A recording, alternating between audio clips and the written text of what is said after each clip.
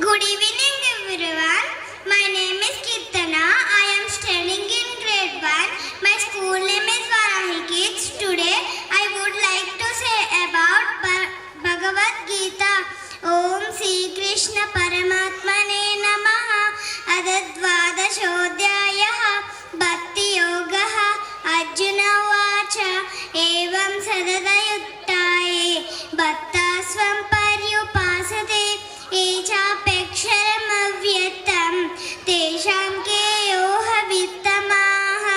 Sri Bhagavan Vacha Maya Veshyamano Emam Nityartha Upasate Seddhaya Parayopetaha Semeyuttada Mamataha Etvaksharamanidesyam Avyaktam Paryupasate Sarvatra Gamachintyancha Kutastamachalandruvam Sanniyam Mendriyam Gramam Sarvatra Samabuddhayaha Teptanuvandi Mameva Sarvabhutahiterataha Kleshodikatarastesha Avyakta Sapta Chetasam Avyantahi Gadidukkam Dehavarviravabhyate Etu Sarmani Karmani Mai Sanyasya Matparaha Ananyenaiva Yogena Mabhyayanta Upasate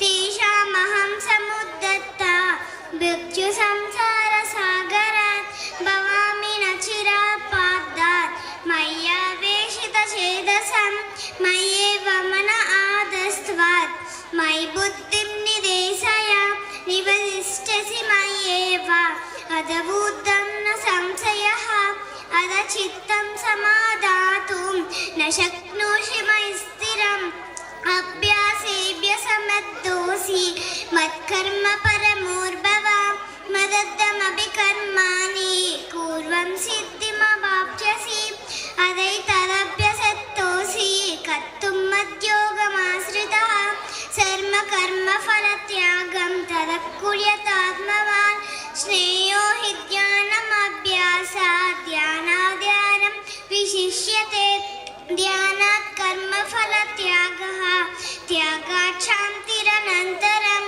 Adveshta Sarvabhutanam Maitra Karuna.